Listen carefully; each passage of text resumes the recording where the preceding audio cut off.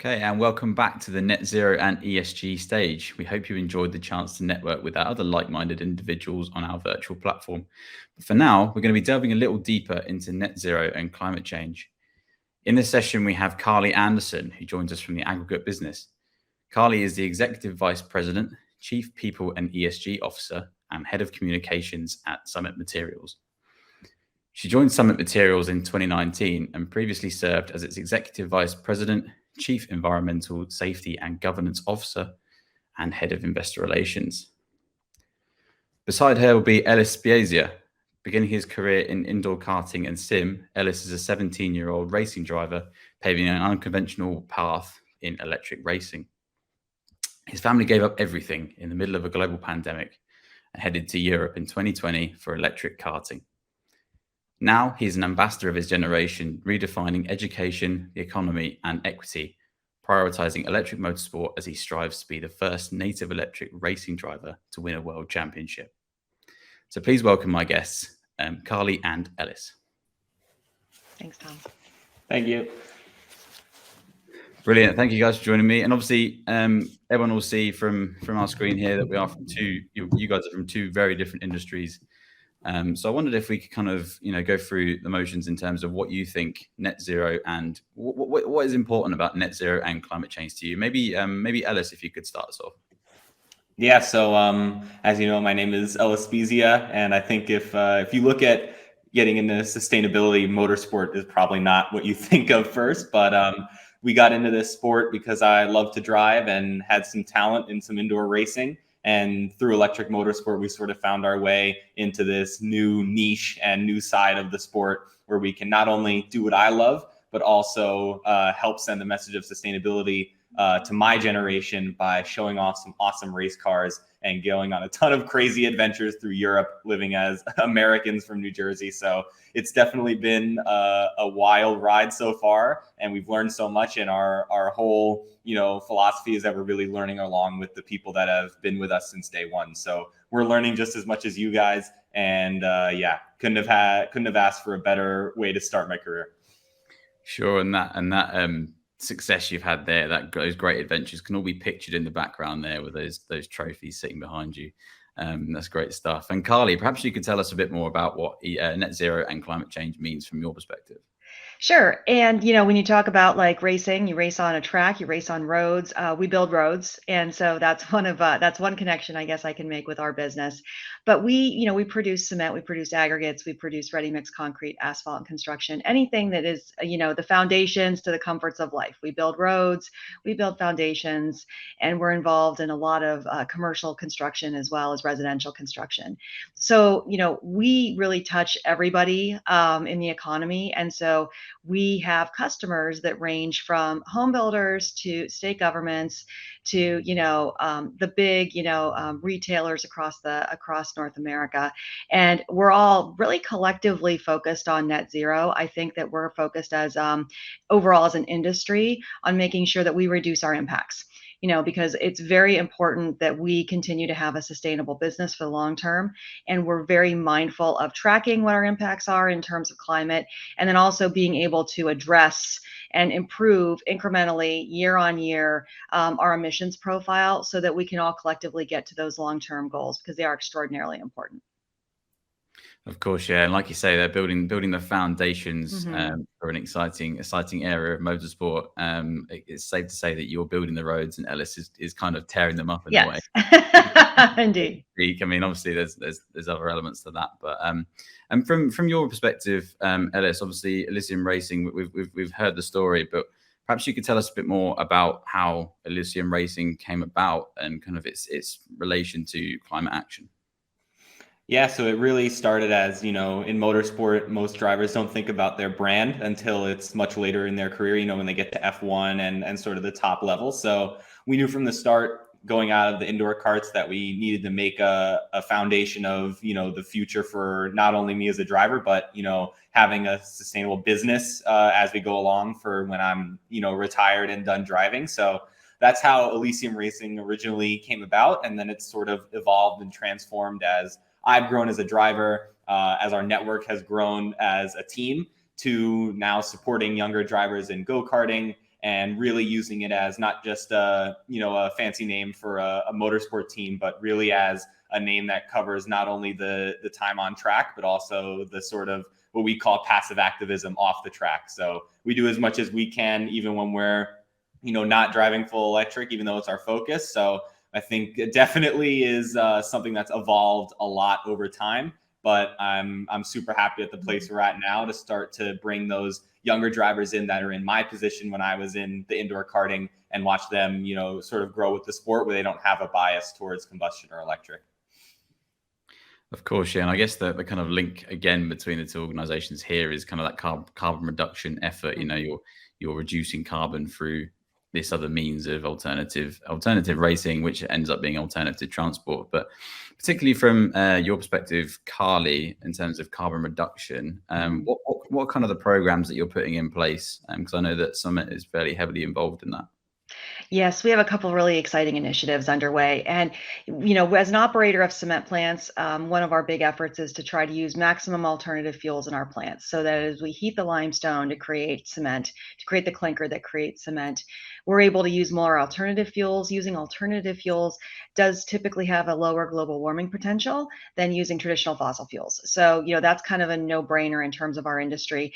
It's a big challenge because we have to heat things up to 3,000 degrees, but we're making really good progress. We're hoping this year to get to about a 50% thermal substitution rate using alternative fuels instead of traditional ones. So that's our first effort. The second one also relates to our drivers. So we have about 3,000 vehicles in our fleet. Those are ready mix trucks, those are mixers, those are aggregates, delivery trucks, and all kinds of other vehicles that our business uses. We actually have put in place some telematics monitoring in every one of our Summit-owned vehicles, so that we don't only track the safety performance, which is our primary objective, is for our people to be safe, but our second objective is to make sure people are aware of the impacts of the vehicles that they're driving. Can they drive more efficiently? Can they idle less often? Can they spend less? Can they speed less? And what does that result in terms of fuel efficiency savings? For example, we had this monitoring program in place in 2022, and we actually created like a March Madness style bracket challenge where we actually had our drivers compete with one another based on their fuel efficiency scores, and that actually yielded about $2 million in annual fuel savings, which had a direct reduction in our emissions impacts as well in terms of our on-the-road fleet. So those are kind of the two biggest initiatives we have. Sure. Initially, I was just kind of almost hesitant to kind of guess the connections between you guys here, but obviously there's that competitive edge. There's the climate reduction. So it sounds like there's a really good panel here. And just quickly, kind of to add to that, Karli, is there any kind of place for electric vehicles in your fleet, or even alternative fuels? I know that's quite a big conversation at the moment. Yes, we've done some experimenting with biodiesel. To date, that has not given us the performance that we seek, but we think long-term that's still probably an option. We use hybrid loaders right now, and we increasingly are replacing diesel-powered equipment with electric-powered equipment. And the benefit of that not only is you're lowering, your fuel costs, obviously, because you're not having diesel shipped into site, but you've also often got a lot higher uptime. You can run the machines longer than if you were a diesel powered, particularly with our sand dredges that we use in our aggregates business. An electric dredge is about 3 times as efficient as a diesel powered dredge. So we've seen some really great benefits from that, from both a cost and an emission standpoint. And we've begun early days experimenting with electric vehicles within our fleet.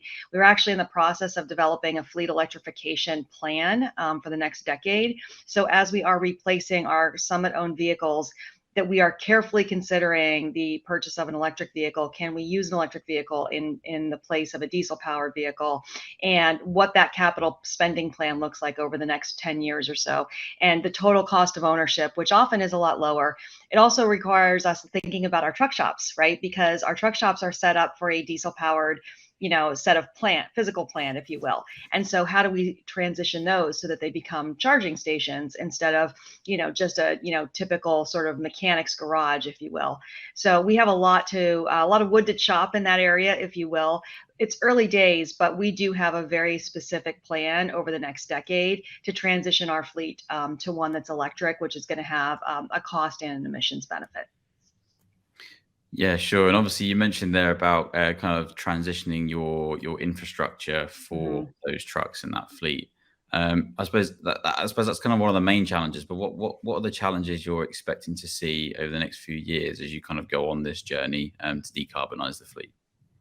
Yeah, that's a great question. So it changes a little bit in terms of your maintenance schedule, right? And you've also got a lot of tried and true processes in your business that are really a function of, right, acquiring diesel, making sure that everything is properly fueled, running your trucks to a certain level of efficiency.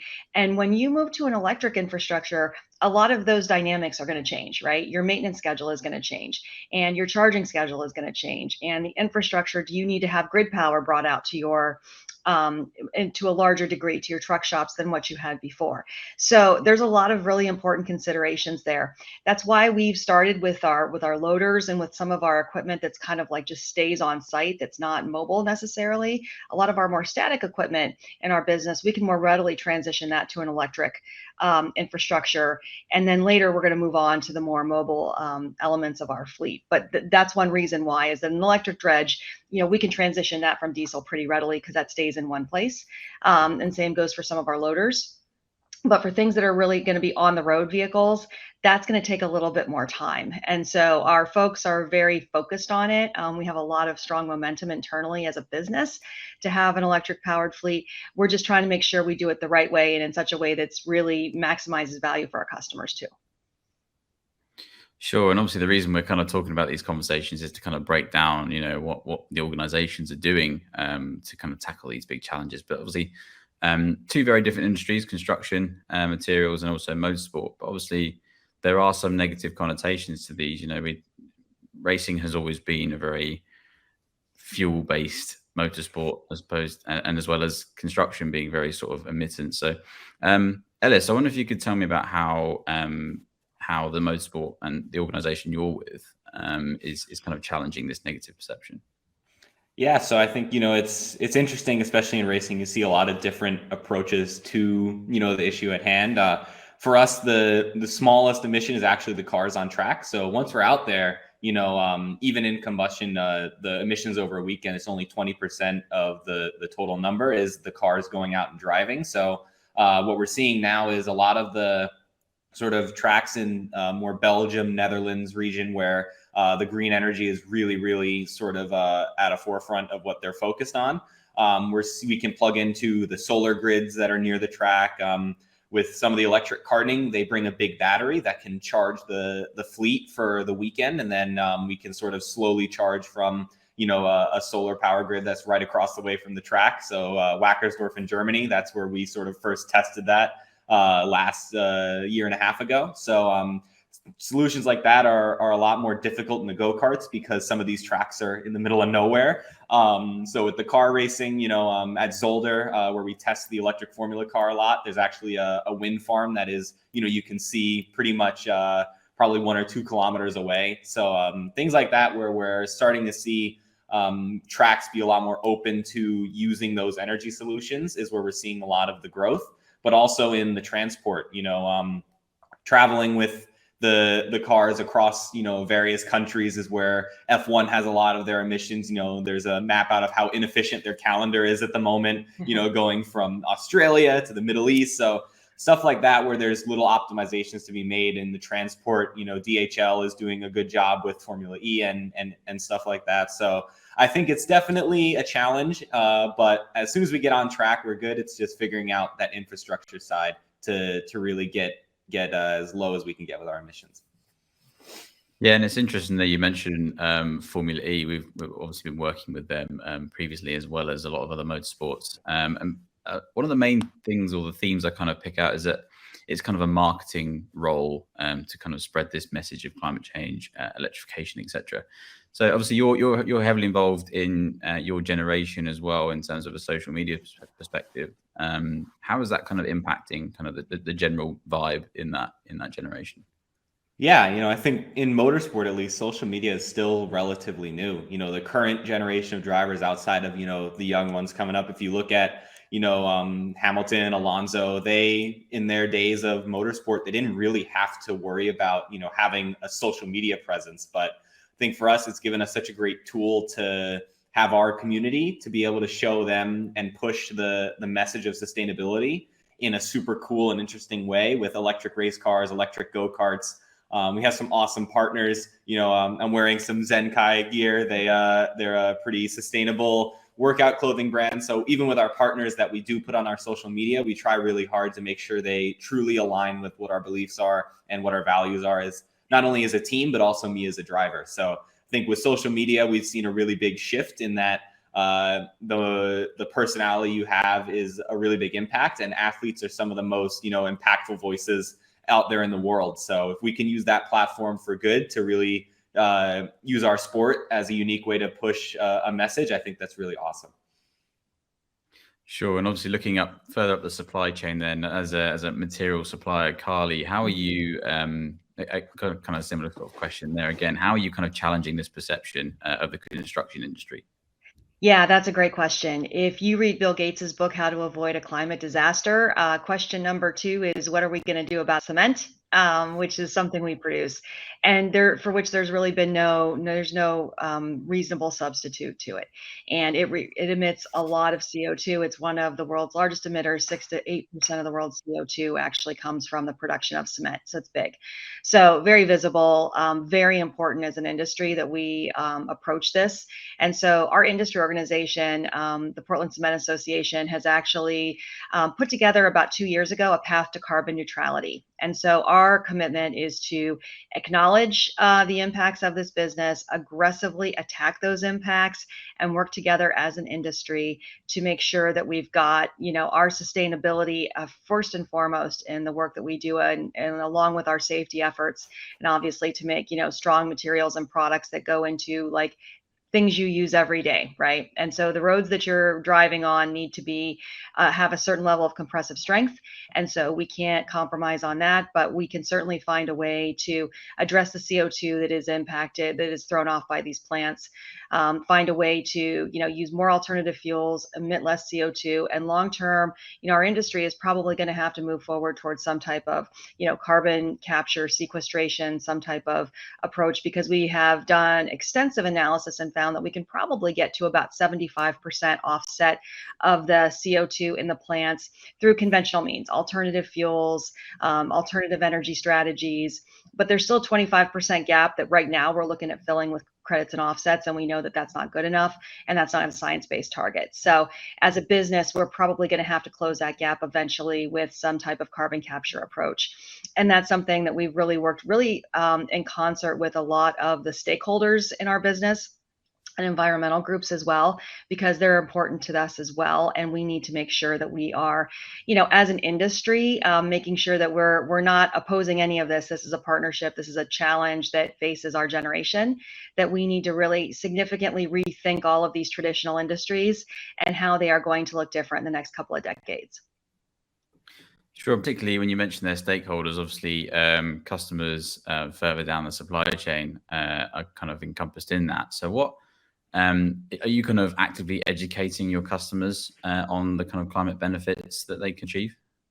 It's really interesting. It's actually very customer driven. So we don't have to do a big sales job. We actually converted 100% of our plants to what we call Portland limestone cement, which has 10% lower emissions than traditional cement. And we were the first company in North America cement business to do so. We had almost immediate uptake on the product from our customers. They were very excited about taking a lower emitting product. And in fact, a lot of our customers are state departments of transportation and the federal government, so in the US. And both of those entities in the state level as well as the federal level like to use environmental product declarations. And that's kind of becoming the requirement to play in our business, is to actually provide that document to your customers that basically states what the global warming potential is of the products that you're selling them. And then they evaluate that against all the other possible companies they could be buying from. So if you think about it, it's kind of interesting that that's now become like a core construct in terms of supply chain and purchasing, is that the environmental impacts are a really important piece of that, just along with price and service and quality and everything else we've traditionally been accustomed to.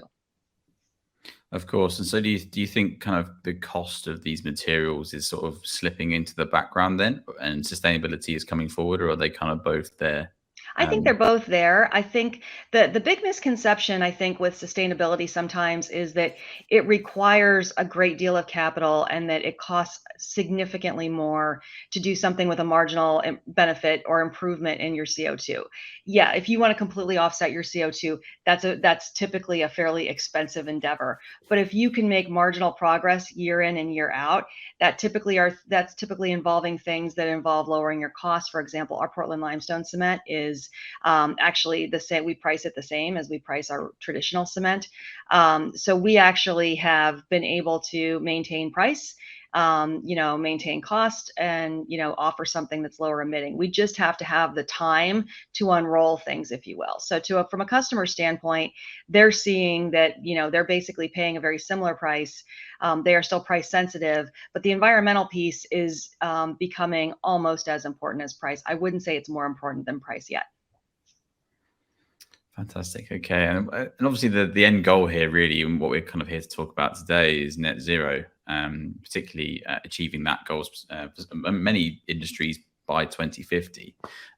So what do you think is kind of the primary factor in, I'm going to go to Ellis actually, what's the primary factor in motorsport that's kind of driving us towards net zero?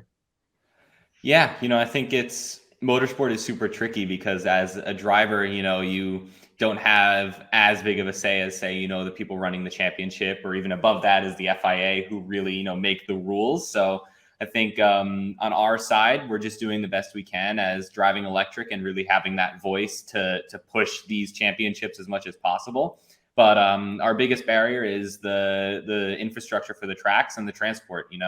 Getting to all these different countries in a timely manner is still a big struggle, whether that's them having to transport 20 race cars to a circuit, or whether that's me having to take a flight or drive 15 hours. So I think the logistics side is probably still where the biggest gains are to be made.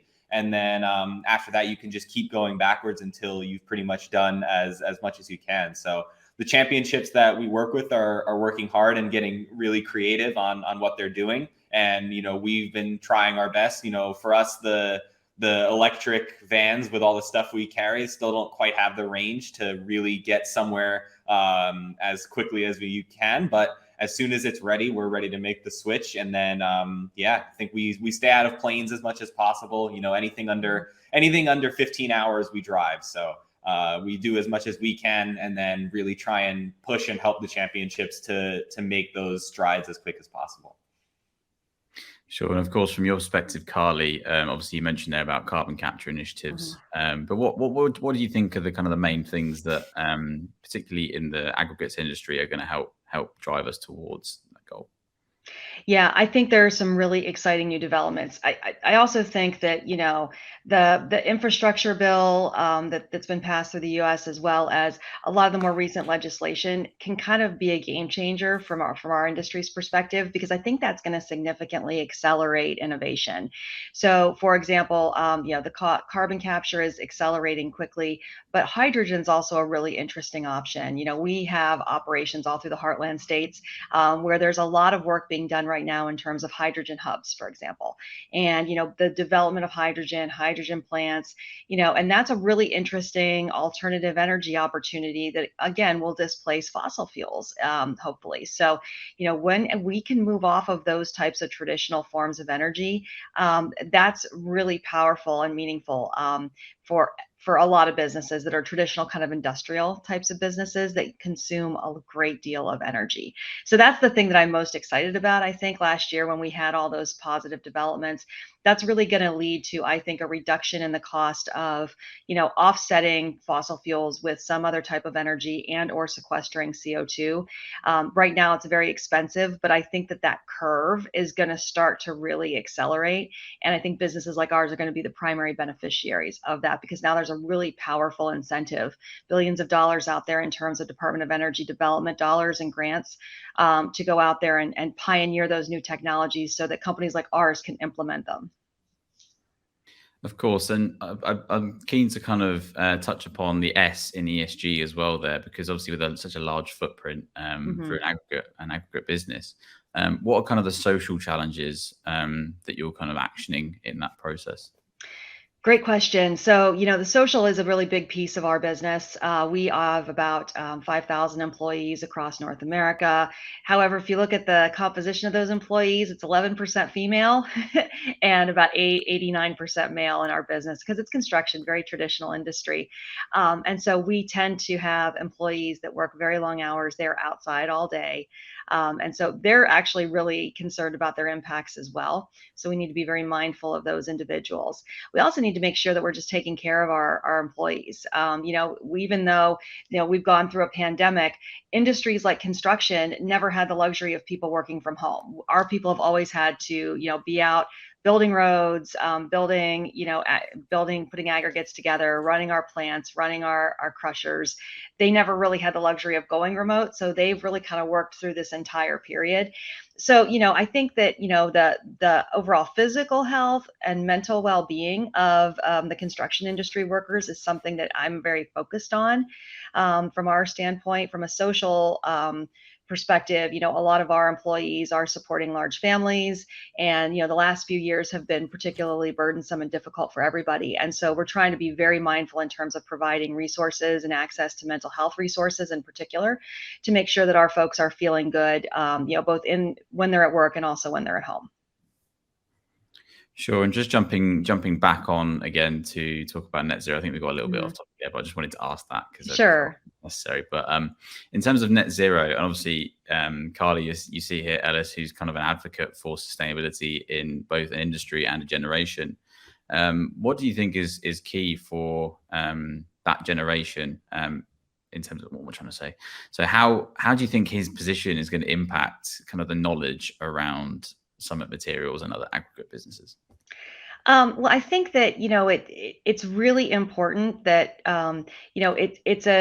it's important to any of our stakeholders, our employees particularly, that are sort of coming up and coming into industry for the first time, and in their lives, they're leaving college, they're coming in, they want to work somewhere, and they want to be involved in a business that is benefiting society at large. They don't want to be involved in something that's going to detract from the greater good. And I think that that's a really important and valuable value, I think, that generation uniquely brings. So I think that we're only doing right by them if we are, building a sustainable business that they are proud to be part of, that they are part of the solution, that they are not, part of a large industrial business that may or may not be mindful of its impacts. So I think that, that's a really core part. I'm the chief people officer at Summit as well. So in terms of attracting new employees, that sustainability profile is something they research about us before they even consider joining the company. And it's an important, aspect for them in terms of vetting where they want to work and where they want to spend their careers. Sure. And moving over to you, Ellis, obviously, kind of touching upon that point as well. Do you think, especially your position and maybe others like yours, do you think you kind of have a critical part to play in not only getting younger people into net zero racing, but also kind of supporting other industries? Yeah, for sure. Motorsport has always been in terms of sponsorship and, partnerships, quite a diverse sport. If you look back in the history of F1, there's some pretty awesome and unique, partnerships that have been done. So I think on that side, there's a lot of room to do some really cool and unique stuff, especially for social media.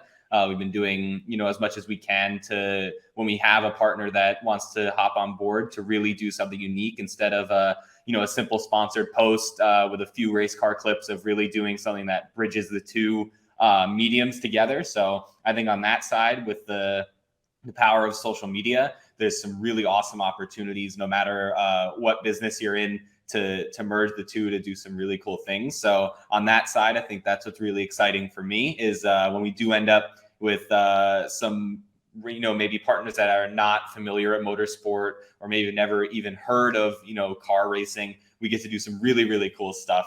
And then, it's just more unique and more eye-catching for not only my generation, but people that are also in their space that get to know a little bit more about what I do. Of course. And obviously, moving over into the electric racing side of things, do you think you would have learned so much about sustainability and kind of the climate impact that racing has if you weren't involved in sort of like the karting and other motorsport events?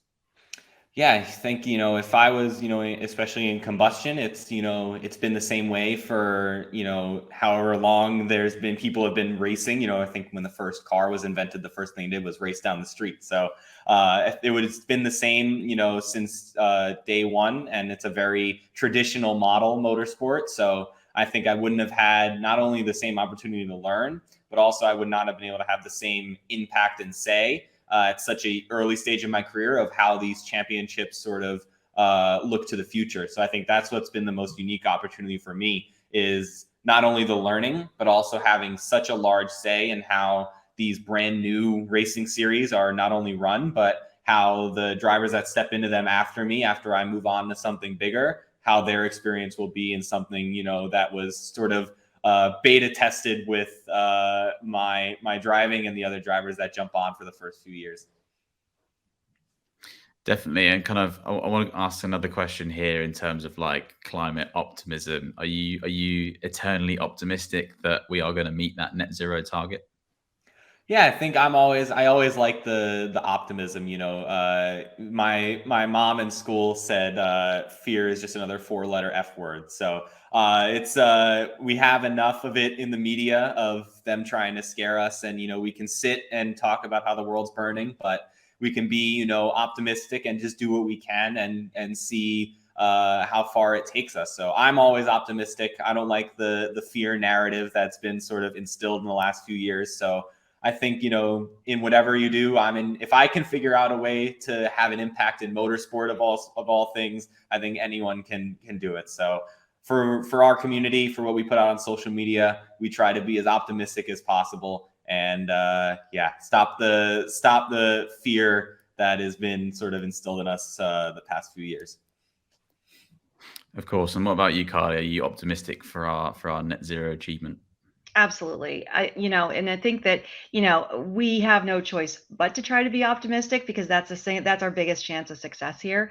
And it's really important when you think about, every year, if you notch improvements, then you will eventually get to the goal. It's not like you just start. I'm sure, Ellis didn't start out, at the point he is in racing. It took time to build up to that. Same goes for climate change and addressing, the impacts and getting to net zero.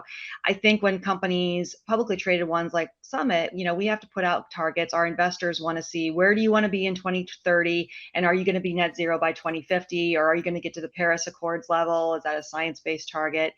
And a lot of companies have said, yes, we support that, we will get there, but they haven't necessarily done maybe all the work necessary to figure out exactly how they're going to get there year by year. And it's incremental. And I think that that's the piece of this that I think sometimes gets lost in the debate. And they do tend to go to that fear narrative that Ellis just mentioned, because it's easy. But actually, what's more likely and more practical is that, a company like ours, we put out a baseline in 2020 of what our emissions were. And now every year we're trying to get 2 to 3% better year by year. And hopefully once we get maybe towards the back end of this decade and we see an acceleration in technology, maybe that becomes a 5% a year benefit or 10% year improvement until we can get to that net zero. But we're very confident in the last couple of years, we've been able to attack this incrementally. And so that gives us great confidence that we should be able to achieve that over time. But it is going to be, something that's done. It's a marathon, right? Not a sprint. So I think we all need to have that perspective. Of course, and it's not just an individual challenge as well. Obviously, with partnerships taking place to kind of group together and work on these initiatives. Particularly, we're seeing the indirect links between yourselves on the screen here is that racing is impacting materials and materials racing, vice versa. Isn't that right? So it's not really about individuality. It's about working together and to kind of meet those net zero goals. Yeah, circularity is a big piece of this, and that's something that everybody's really, become very focused on, because it really is, especially as companies are going to have to start reporting on their scope 1, scope 2, scope 3 emissions. This is all interconnected. So I think it's not just up to an individual. It's a really collective effort.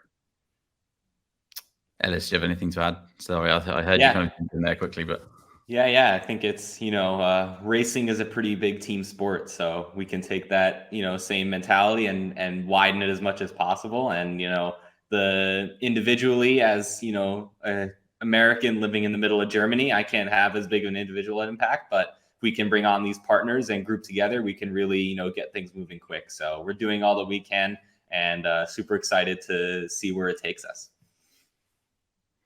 Brilliant. Well, thank you very much both for this in-depth conversation. Can everyone please give a virtual hand for my guests here, Karli Anderson and Ellis Spiezia? We're going to move on now to the final session of the day. So please bear with us. We'll be back in a few moments.